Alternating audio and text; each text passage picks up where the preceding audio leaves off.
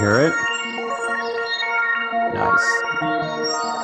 You've tuned in to COVID Marketing with Brent Kobayashi and Arthur Tutt, the show to support small business not just to survive, but to thrive. And we are live with COVID Marketing episode number 52. The show to support small business, not just to survive, but to thrive. Week daily at 11:11 Eastern Standard Time. If you have questions on marketing, business, or whatever, let us know in the comments wherever you find folk are seeing this. I am Brent Kobayashi, president of Kobayashi Zeitgeist, a marketing agency in Toronto, Canada. And with me is Mr. Arthur Tutt. Now, Arthur, we're going to be quiet because it is Rich's birthday today, and it freaks him out when we scream really loud on our show. So I was doing the intro quietly. You happy? He's not happy. I don't know why. All right, Arthur, we are live. Let's get going. I'm just wondering, does Rich have his birthday cake that he can come and just smash you in the face with later? I don't think he's coming anywhere close to us. He's like, finish the show on time today, guys, because I want this to be done so I can actually do my freaking work. Get out of here, guys. All right. Okay, so today, anybody who's watching, please, remember, share, let everybody know how wonderful this show is and get the word out there. So today we are, so a few episodes ago, we were talking about lead gen and the elements you need to build a campaign. If you missed it, go back. We'll link you up in the comments or wherever you're watching this stuff. We'll do a link back and how to build a successful campaign. And today we're actually going to set one right up on Facebook in the Facebook Business Manager. Yeah, today we're going to go live and build a real campaign in real time. Sweet. All right. So we're going to do it for our business because we eat our own, I don't know. Lunch, what do we want? Medicine. Lunch, dog food, something like that. Yum. Who's hungry now? Yes, we're going to cobble our shoes right now. All right. So we jump into it? Yep, let's do it. What are we going to be doing? All right. So I'm going to share my screen here. Do you want to continue? Yes. All right. You can see my screen here? I can. Well, let's not give away the script. We'll okay. So time. so we're in the back end of our Facebook Business Manager. So I guess the first thing for people to be aware of is in order to run a Facebook ad campaign, you do need to have your own business manager set up, and you can just do that at business.facebook.com. You can go and set up your own business manager account. So what we're going to do, we're going to go through this fairly quickly and stay at a fairly high level, just because it can, just to keep it simple for now. So to create a new lead gen campaign, quite simply, under campaigns, click create new. And this is not a special ad category. So Facebook really clamped down on any ads related to credit, employment, housing, anything like that. There's a special ad category here. Politics is also a hot topic, but we're not going to be going there, so we can leave that. And of the different campaign types, we are going to be doing a lead generation campaign. And again, quick reminder, the purpose of this is that we can then put out content. So for example, our live stream, and say, okay, if people want to subscribe and join our live stream, join our podcast, if you give us your name and email, then we'll send you reminders that we're going live. Right. Yeah. And in this particular case, we're going to do an email newsletter on a weekly so that we can both provide value, which is what you really want to do. We want to provide value. That's the only reason why they're going to give you their stuff. It's an exchange of value. And get connected with people that we think would be interested in what we do. And so a couple things. So when you're going in to create a new campaign, first of all, make sure you are in the right account. For most people, this will be straightforward if you only have one account. We manage multiple accounts. So just to double check you are in the right account. choose lead gen as the campaign type, and then just to give it a quick name. So in this case, we'll just call it lead gen campaign weekly newsletter, just so we know what it's referring to. For these other settings, we're just going to keep them off for now and continue. Cool. So the first step is setting up the campaign, which gives the overall objective, which in this case is lead gen. The next step then is to go to the ad set level, and that's where we're going to pick more of the targeting and the placements and the budgeting that we're going to do here. So just a quick reminder though, big picture, you're going to want your creative, a bit of copy, an idea who you're targeting. Those are the three things that we're going to be getting into a little bit on how we're actually going to set them up. So last episode, we talked about those three things that you need. The creative, which can be an image or a video, some copy, which is also part of the creative, some content, like written content, and then also an idea of who's going to be interested in you, which is going to be interested in the thing that you're giving to generate the leads. Who is it for? Yeah. And so at the ad set level, they also want a name for the ad set. And so I usually name it based on what the audience is going to be. So in this case, it's for the lead gen campaign. We're going to be targeting North America and small business owners. All right. And what's an ad set? So the ad set, so there's multiple levels, right? So at the highest level, you have the campaign, which sets the overall strategy. One level down is the ad set. That's where you set your targeting. So who's it for? What placements? Where is it going to be showing?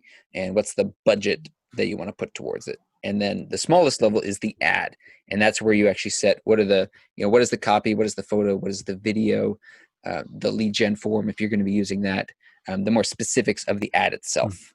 And the reason why they call it an ad set is because the brilliant thing about Facebook and a lot of these advertising campaigns is you can have a whole bunch of ads that are running and they'll actually kind of figure out which one's the best. Am I correct on that? Mm-hmm. Yeah. So it's a set of ads that you use. So it's not doing these targeting and all that stuff on an individual ad. That's right. All yeah, right. That is one of the things I really like about Facebook is how you're able to set up multiple different ads and let the marketplace decide what their favorite is. Yeah, I love that. That's so good. So real quick on setting up the audience and the targeting, I am going to keep this pretty high level and simple for now, but we decided, so we're going to do this North America. So it's going to be Canada and the United States. Do you want to include Mexico in there or just Canada and US? Just Canada and US for now. Let's see. All right. Mm-hmm. So you can see, so we've got Canada and the US, and with our current targeting, that gives us 250 million people. Yeah. Now, just to be clear, the reason why I'm thinking Canada and US is because our two economies are pretty close to the same. Similar. So in this particular case, this is a lead gen. As in other words, the idea is to start attracting people who we feel could purchase from us. So it's not an audience building campaign, in which case I'd be more inclined to maybe go further abroad. But because our economies are fairly similar, it makes sense to me. Like we could choose the UK or something else like that as well. But I think this is a good target. Keep it simple for now. And so what'll be interesting for people to see as well is to see, okay, at a high level, we currently have 250 million people that this could go out to, but we're going to add a few more restrictions to narrow it down further. All right. And so first of all, on age, I would say typically, like if we're looking at small business owners, we're probably talking more like age 30 to 65. Yep, do it. Don't want any of those 18-year-old kids in here? All are good. Really what you're doing is just sort of taking a step back and say, typically, not that you would never, you might be like, no, I'll take that person and that person, that person. Yes, 100%. You're actually saying, you know what, I'm going to be spending money to getting in front of this person and getting this lead. So typically what makes sense for me. And so that's where it's both you can go broad to learn more, and we are actually going to go a little bit broader just to learn more about who responds. But you can also do some narrowing just so that you have a chance to spend more money towards people that you typically think would be attracted to you. Yep. So we'll restrict it for now, age 30 to 65. In terms of the detailed targeting, this is where we're going to focus on small business owners. Now, there's something important here that I want to point out because it's subtle, yet it's important. When I search for small business owners, you can see there's two entries here for small business owners. One of them is an interest, which has over 6 million people. And one of them is a behavior, which has 49 million people. So what's the difference between an interest and a behavior? So a behavior in this case is more of a job description. So this would be people that have listed their job description on Facebook as a small business owner. The interest category is more if somebody has expressed an interest in things related to small business, right? And so in this case, if we want to target small business owners, we want to show it to people that are actually small business owners, not people that have been interested in small business owner stuff. And what about employers? Well, that's a very tiny category. It's got 18,000 people. But that's, again, anybody who's listed their employer as a small business owner. So that's another option. Gotcha. So, okay. So in other words, it's the people who work at the small business. Yeah. So interesting. So you can see here. So if you look at description, people who list themselves as small business owners or own small business pages on Facebook. If we go to interest, it's people who have expressed an interest in or like pages related to small business owners. Cool. So they're similar, but subtly different. So I'm going to go with behaviors here. Now, what you can also do if you've put in a few different options here, you can actually look for suggestions, and Facebook will give you related topics. So again, business owner as a job title, we could add that in, although it's a very small population. Owners and CEOs, another possible option, although that we might be getting out of the small business owner category at that time. So I think for now, to keep this simple, we'll just keep it to small business owners. But you can see as well, we started originally with 250 million. We added an age restriction, and then we added the behavior restriction. So now we're down to 5 million people.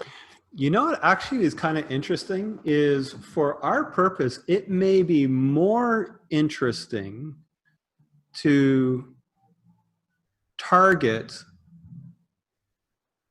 let me just think this through, maybe more interesting to target people employed by small business owners. The reason why I say, or it can be both, but the reason why I say that is that will be a target audience of a business that has employees. And so it's a small business, but keep in mind, a small business can be pretty darn big. You know, we've done some pretty decently sized jobs for single business owner operations. Once you get into 5 to 10 to 20 to 25 to less than 100, which is still small business territory, it's not considered medium business. You know, that can actually get pretty darn interesting. Okay, so you're referring to the small business owner employers? Yeah. Okay, so what I would say is we could definitely add that on. My concern though is I'll just show you here. If I remove this behavior one, my concern is that because this is a fairly small audience, that just gives us 2,800 people. Gotcha. Right? Which, sure, we could start with that. Although I would generally recommend with Facebook audiences, you generally want to have 50,000 plus. Gotcha. Okay, so let's switch it to the other one. But we could keep both, right? That's the thing. Let's put both in then. It doesn't need to be either or. Gotcha. Okay, let's do both. Remember, when you start these things off, you are experimenting. You are learning. You are figuring things out. And so one of the things that is important is once you set things, your advertising going, is to actually start paying attention with what the results are, what your experiment is turning up. Because if you just run it and hope, am I going to get ads? Am I going to get sales? Am I going to get leads? And you don't, that is educational. It doesn't mean that the value of what you just did was zero or negative because you spent money. It's possibly higher than zero. It's possibly higher than if you got something, in my opinion. You're learning. Let's put it that way. Always learning. Now, I tend to avoid. There's this detailed targeting expansion. I tend to avoid it. I don't use it. Basically, what that means is that if you give Facebook some targeting to say, okay, we want 30 to 65-year-old small business owners, and Facebook starts with that, and then it starts to see, oh, people in a different category, unrelated, they also seem to be responding. The idea is Facebook can kind of open it up. The problem with that, in my mind, is it's difficult to know then who your audience is, right? Because right now, if we target small business owners and we get good results, we know, okay, small business owners are responding to this. And we can even test different audiences. But as soon as you get into this targeting expansion and you say, okay, Facebook, you figure it out, suddenly you kind of lose control and you don't know, you can't kind of test and see what's actually working. Okay. I think that would be fun to play with. Fun to play with, sure. No, at some point. We don't have to do it now. So that's setting up the audience. Mm-hmm. The next option is the placement. So where do you want your ads to place? The simplest thing just by default is to go with automatic placements. For me, generally, what I've found to be the best is I like Facebook on a mobile phone in the newsfeed as kind of a simple baseline place to start. Yeah. So if you want to go manual, to change device, in this case, can untick desktop, get a skip Instagram for now. And so let's just turn off all the other things. Honestly, Facebook on desktop for advertising, I think sucks. Surprisingly, yeah, I thought it would be better. Yeah, I don't pay attention to it. Whenever I'm on desktop, I'm not paying attention to the stuff on the right or the this and the that. Which kind of surprises my mind is just, we are trained to not look at banners. So to me, it feels very similar. I get that. My point of view is like when I'm on a desktop, I'm usually sitting down. I have a little bit more time to go through things, process things, watch a video. Mm-hmm. Whereas if I'm on mobile, I'm usually just like flicking through. I'm trying to find a very specific thing and then get out. Interestingly enough, did you not find that older professionals actually liked the desktop more? Was that, am I remembering correctly? No, we had better response to mobile, which really surprised me. It was still mobile. Yeah, okay, cool. Mobile was the clear winner by a lot. Okay, awesome. So yeah, simplest thing. One of the things when you're thinking of clear winners by a lot, and this was one thing that messed with my mind a little bit, is you can say, you know what, I'm okay. If my return on investment on desktop is good, I'm willing to spend on it because you still might get that one sale or that lead that turns into something on desktop. I've come around to the feeling of, you know what, ditch the low performing stuff and focus on the high performing stuff. The low performing stuff, when you look at it, it's there for information and learning what's going on there. Can I check my assumptions? Can I do something different to maybe maximize what I thought should be high performing? All of a sudden, maybe I need to do something better on desktop.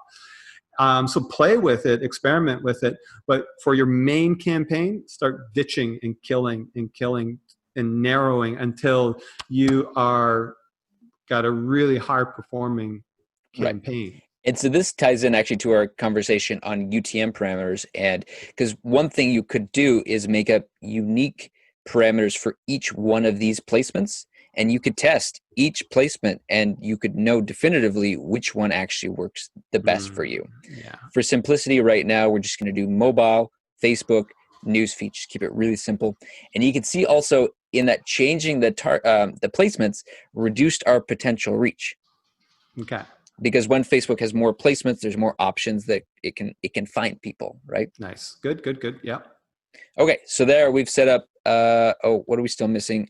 Budget. So for this, I think we'll start with a daily budget of $20 a day just to keep it simple. Awesome. Okay, so in our ad set, we set up the budget, we set up the audience targeting, and we set up the placements. All right, what's next? And something to keep in mind too, I see this often, this little warning. Facebook says your ad set may get 0 leads. I've seen this a lot of times, and I found it to not be true.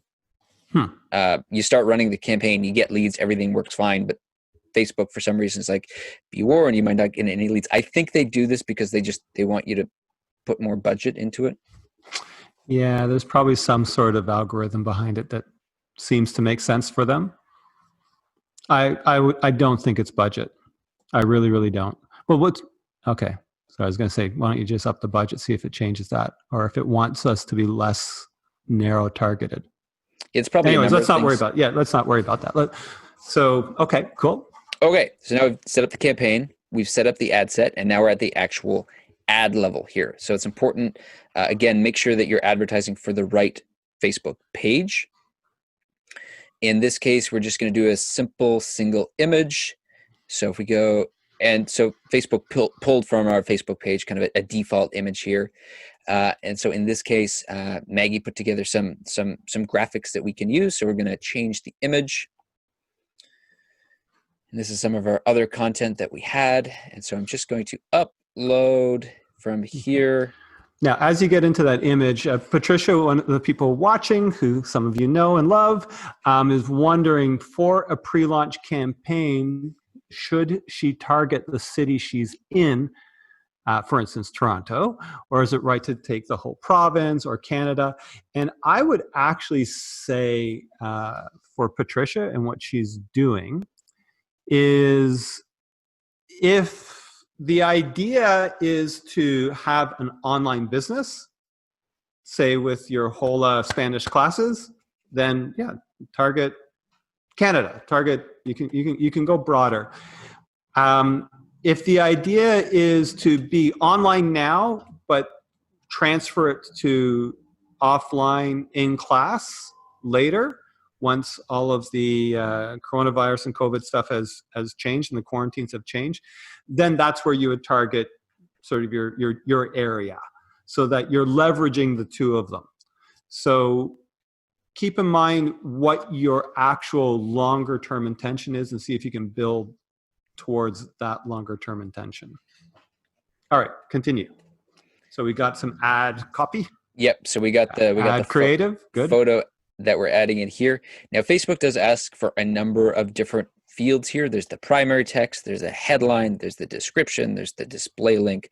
And it can all seem a little bit overwhelming and confusing at first. So we'll just go through each one. So the primary text, this is the body text. So when you're reading a post and somebody writes a whole bunch of stuff, that's going to be the body. And so I'm just going to copy paste in something that we've prepared here, giving away all our behind the scenes secrets. Mm-hmm.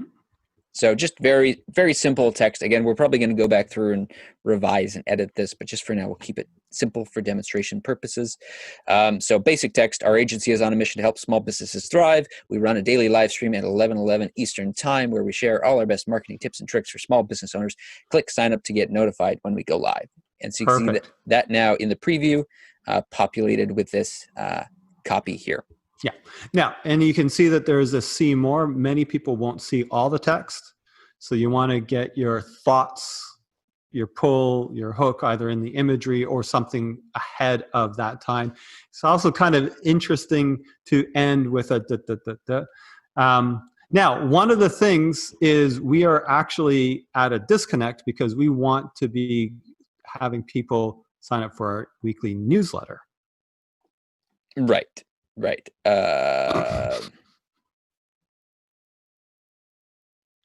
Okay, so we're on a mission to help.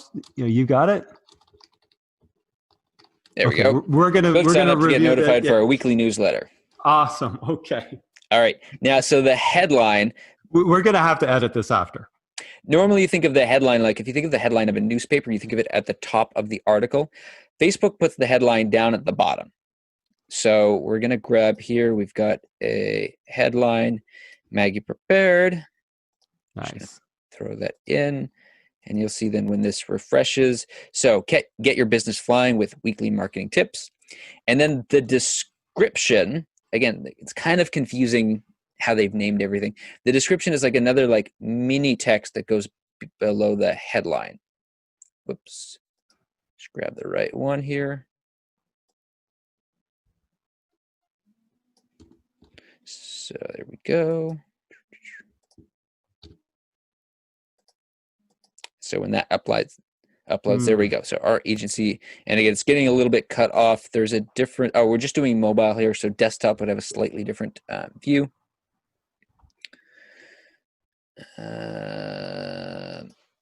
I don't know, maybe we could just shorten this and just say our agency delivers.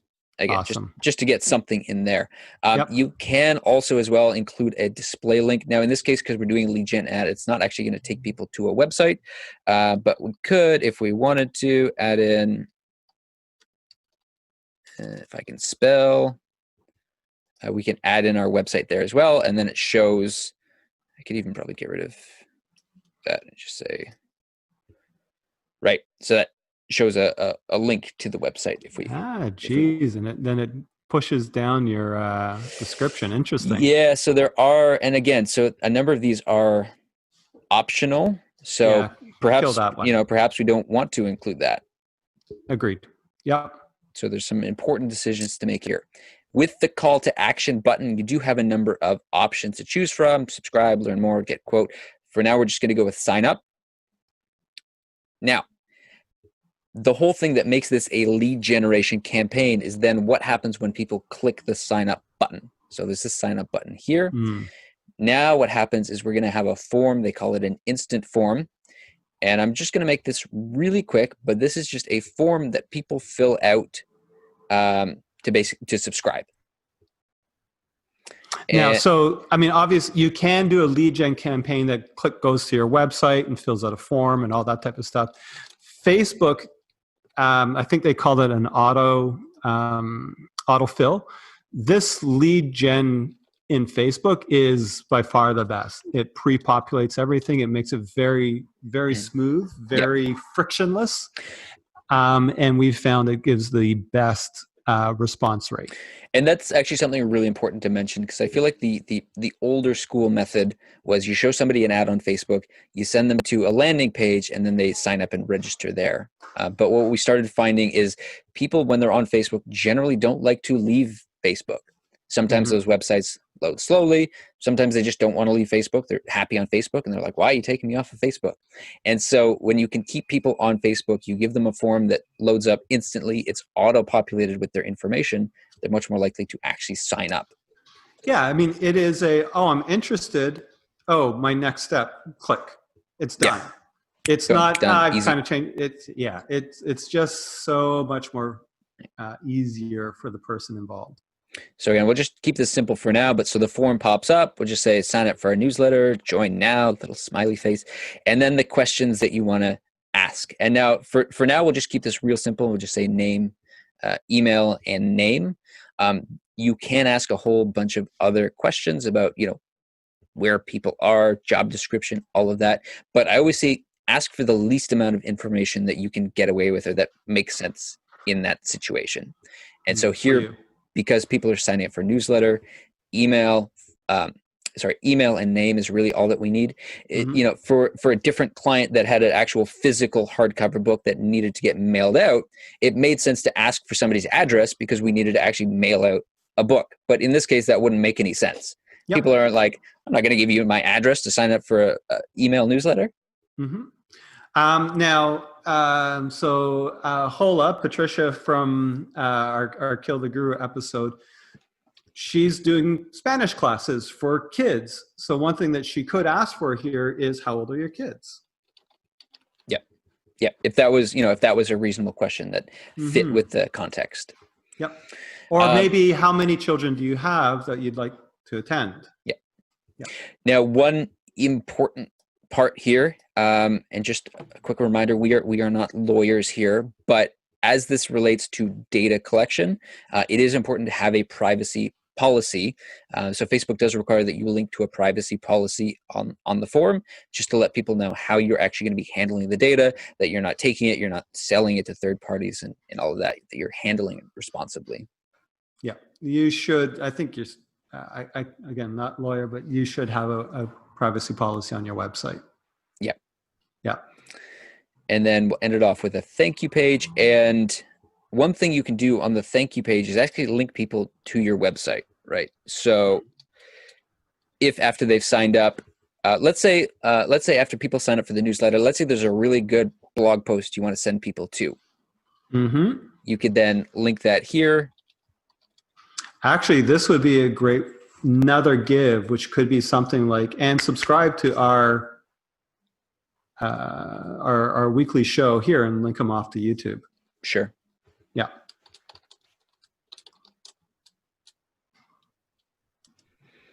Anyway, I'll just, for demonstration purposes, we'll just link it to the blog for now. Yep. And yeah, so once that's done and people then hit submit, then that information comes through and fires through to us. So let's just finish this. And not happy here.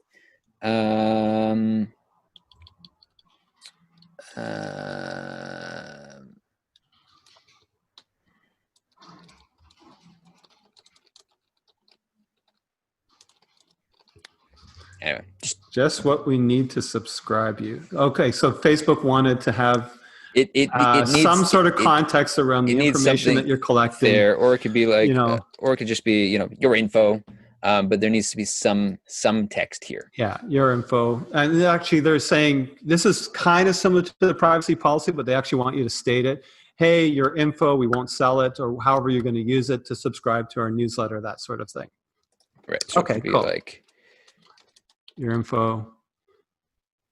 We never spam you. We will never spam you.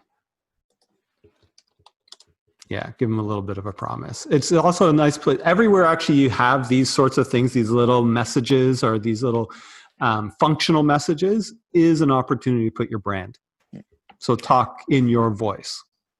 So once we have that, we can hit finish. And if Facebook is happy, there we go. Now we've got all the details in there. And then we get a preview down here. So basically, Facebook gives a preview. So we're going to have this image with these graphics. Here's the text. Mm-hmm. Here's the headline, the description, the call to action button. And then when they hit sign up, it's going to take people to this form, sign up for our newsletter, join now, and then we can scroll through and we can see here's the questions, email, full name, privacy policy, and a thank you page. Nice. Okay, very cool. And that is the lead gen campaign. So setting up the campaign, setting up the ad set, setting up the ad. Gotcha. Listen, after we sort of circle back around to this, definitely want to do instead of visit our blog, to subscribe to the show. Definitely. So this now, because we've already gotten the lead, then you can have maybe an extra thing. I saw you did that actually with one of our clients recently, which is you got the lead for the webinar thing, and then you led them to the book. Mm-hmm. Right? So you can actually, that is a place where you can possibly mix two concepts within one, because you've narrowed it to one, and then you said, and bonus. Exactly. And I would say, think of what is the next logical progression? What is the next piece that makes sense for that person? Yeah. Love it. It could actually be, you've signed up for a newsletter. Do you want to talk right now? ? Go to our website. Or go to our, book an appointment. Book a call. Yeah, it can be. After you got the lead. There we go. And next step would just be to hit confirm and publish, and then Facebook is going to review the ad. Keep in mind right now with COVID, I've noticed some of the review times are a little bit slower than normal. So I've seen kind of 6 to 48 hours for an ad to get reviewed.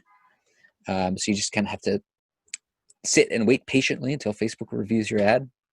All right. Let's do it. Let's just run it. I know we want to make edits, but just go for it, and then we'll run another ad in the ad set and see what happens. All right, so we'll confirm this. Facebook's going to think for a little bit. All right. And then it goes through the publishing process. Sweet. All right. So we've got ourselves our lead gen. And while we're on it, I'll just show people what it looks like when it's been published here. So under our campaigns, we can see here's our lead gen campaign for the weekly newsletter. And then we can actually dive into it. It says it's under review. And then we can go to the different steps. Because basically the campaign, the ad set, and the ads all need to get reviewed. And so we can drill all the way down then to the ad level and see, okay, here's the ad under review. And now we just wait patiently. Practice our patience. And listen, if this is feeling like a lot, because I know there's a lot of different screens, just get going on it. Just start playing with it. It is worth it to spend a little bit of money educating yourself here, because this is the future. It's already here. It's been here for a while. This is where everybody is paying attention. If you want to advertise, there's no longer going to the yellow pages or just going to Google search. This is your world for a small business is online. And it's even more so online now than ever. All right. So that is how you do a Facebook lead gen campaign right in Facebook with their lead gen forms. Can I just add one quick note here from Gary V? Sure. So the funny thing about Gary V is that he's kind of known as the social media guy, right?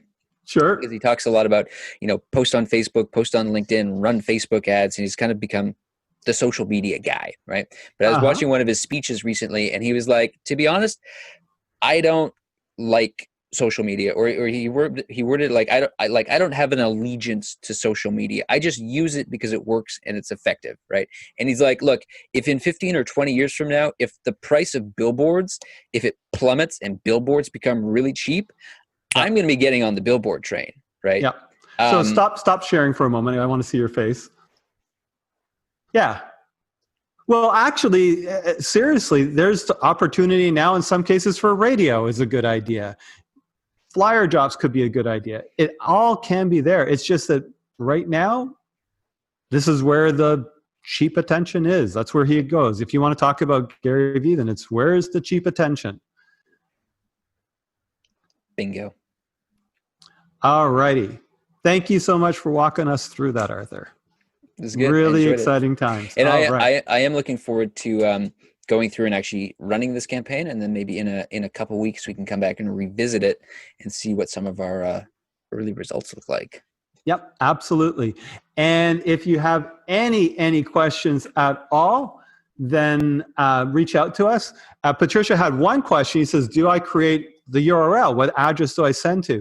And in a Facebook lead gen campaign, you're collecting form information right in Facebook. They'll actually, sorry, we forgot this part, is they will actually give you a list of people in Facebook, in your Facebook Business Manager, saying, here's the name, here's the email address, whatever information you collected. From there, you export it to, well, there's a few things you can do with it from that point. Just to close the gap for you, is you can export it to an Excel spreadsheet or a Google Sheet so that you can import it into your MailChimp or whatever your email list is. In this case, we use MailChimp. You can actually set up a direct connection between a Facebook lead gen form and something else. So we've set it up to connect to a Zoom registration or a GoToWebinar registration. So you can actually go from Facebook using a tool like Zapier.com, Zapier.com, and it just does the automatic.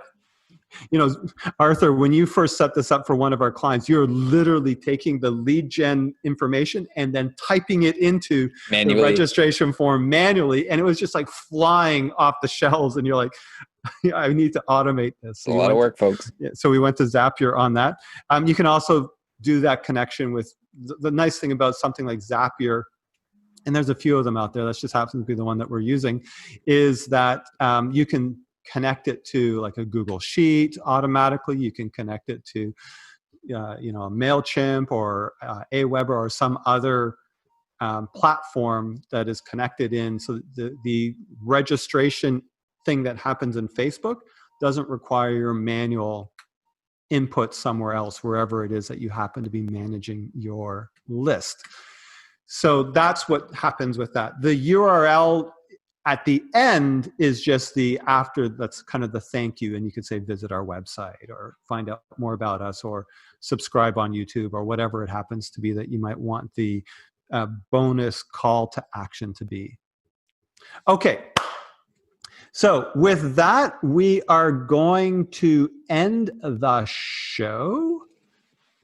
And thank you so much. Let's get our outro going. Here we go. Oops, hold on. I forgot. Shh. We'll edit all of this stuff out, right? There we go. And let's rewind. We need that 2 seconds.